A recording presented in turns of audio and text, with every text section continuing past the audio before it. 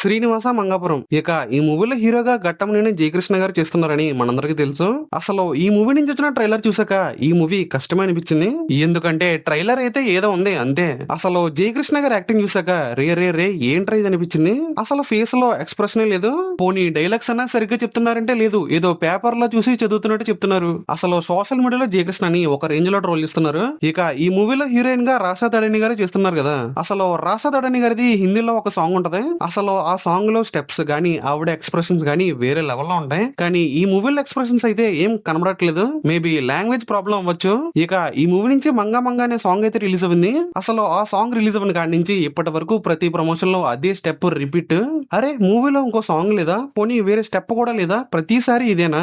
అసలు సోషల్ మీడియాలో విపరీతంగా ట్రోల్ చేస్తున్నారు. ఇక ఈ మూవీని అజయ్ భూపతి గారు డైరెక్ట్ చేస్తున్నారని మనందరికీ తెలిసిందే. అసలు ఒక RX100 ఒక మంగళవారం క్రేజీ సినిమాలు తీశారు. కానీ ఈ మూవీ నుంచి వచ్చిన కంటెంట్ చూసాక అజయ్ భూపతి గారు ఈ మూవీ తీసారా అనే డౌట్ వచ్చింది. అసలు ఈ మూవీకి డెడ్ హైప్ చెప్పాలంటే అసలు ఈ మూవీ ఉందా లేదనే విషయం కూడా చాలా మందికి తెలియదు. ఇక ఈ మూవీ జూలై 13 రిలీజ్ అవుతుంది. ఎక్కడో చిన్న హోప్ అజయ్ భూపతి గారు డిసప్పాయింట్ చేయరని.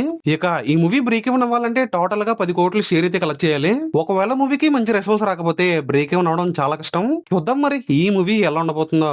అలాగే ఈ మూవీపై మీ ఒపీనియన్ ఏంటో కామెంట్లు చెప్పండి.